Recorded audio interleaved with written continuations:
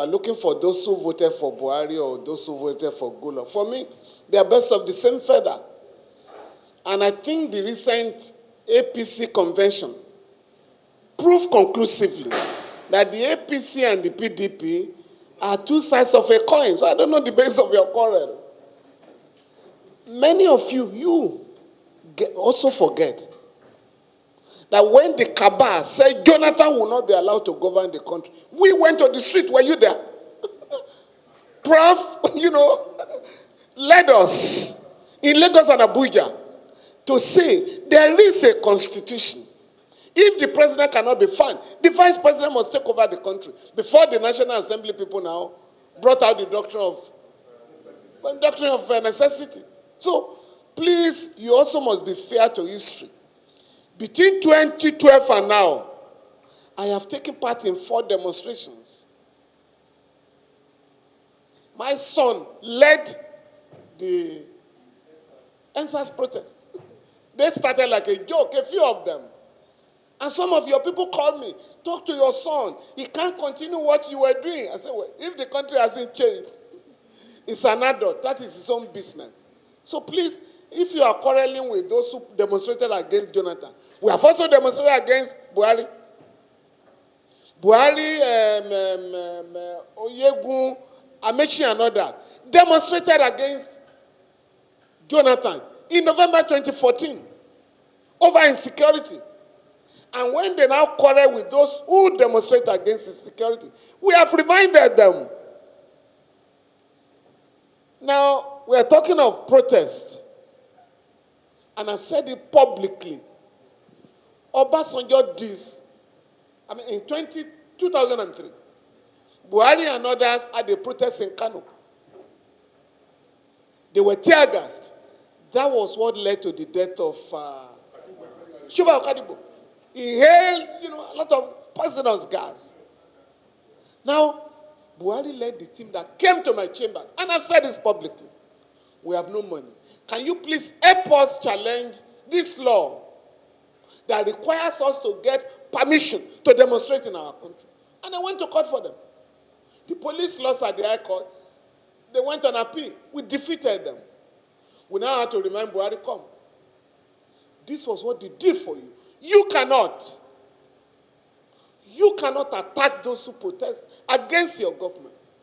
And I can tell you today, by virtue of Section 83 of the Police Act of 2020, it's now stated there. During protest, the police shall provide adequate security. So those are the things we should be talking about. What's my business with choosing between Jonathan and Buhari? And in any case, we are told now that they may end up in the same party. So why are you wasting your time about who voted for Jonathan or who voted for Buhari? Of course, people are bound to vote for political parties of their choice. And I'm a lawyer. You don't come to the public and discuss who did you vote for. It's a personal, private matter. But for those of us who are in the radical, terrain of our politics, there's no way you could have persuaded me to vote for either of them. Buhari detained me. So is that what I should be celebrating in 2015? Buhari detained me in 1984. Not for committing an offense, but for defending Fela. How can that be an offense? The Fela sang against them. Why can you be his lawyer? So what's your business with that? So please, those who voted for Buhari or who campaigned for, that is their business at the material time. Those who voted for Jonathan, is their constitutional democratic right. But please, leave those of us who are asking Nigerians to reject PDP and APC.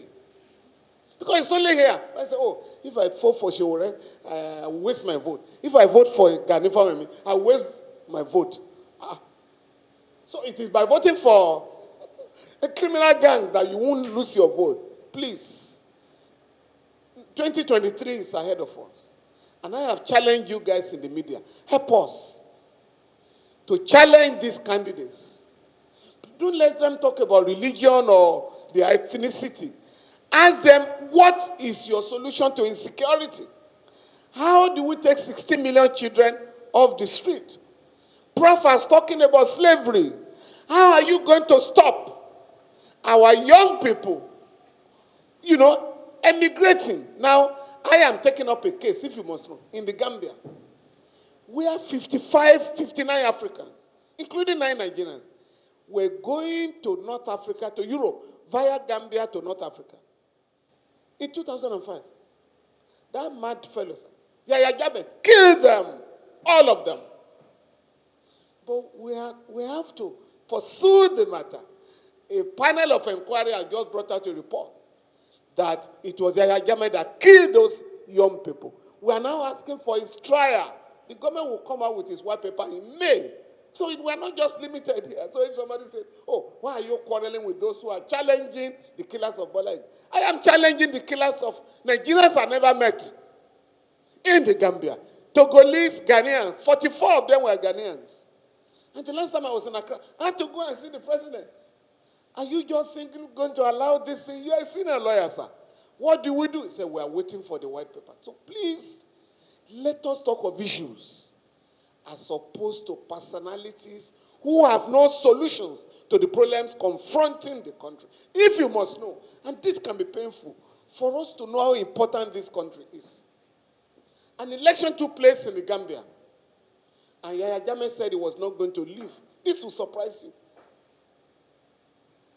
The Nigerian Air Force, as part of ECOMO, merely, I think it was the Air Force jet that flew over the presidential palace. The man ran out of the house and went to hide in a hospital, where he now phoned, I want to hand over. You're talking of the Gambia, talking of Sierra Leone, Liberia. Nigeria restored democracy in those countries. We are now saying in our own country, let us decide to say 2023, we are going to change the course of history. But if you go around looking for those who voted for Buhari in 2014 or 2019 or 2015, you are going to waste a lot of time and divert attention. I'm not part of this, your ethnic agenda. Oh, the enemies of certain part of the country voted for Buhari. No, I couldn't have voted for Buhari anyway. You know, because they were, for me, even those of you who say, oh, these parties are small. Some of us prefer to vote for those candidates. You know, because we also believe you can challenge the status quo. So please, let us now begin this business, you know, of challenging killers of our people, of challenging slave traders in this modern era, of challenging those who are arresting and detaining people and making money every day. You don't know about that? Every police station now, sir. Weekends, young people are arrested on the street. What do you do? On the street. And you are taken to either SSS, EFCC, and the rest of them. And I have said this publicly. You guys in the media have never joined me. There is no section of the law that allows the SSS to arrest anybody or detain anybody. Please, if you see an SSS official, ask them, please, what section of the law? It's an underground police unit, sir, branch E. I think it's branch E. E branch, they used to call it. If you get your information, you give it to the police. This is an underground organization. You get your information, you give to the police to process. But now they are wearing uniform, wearing masks in the modern society. So please, these are the issues to address. And each of the candidates must be made to respond to these questions. Thank you very much.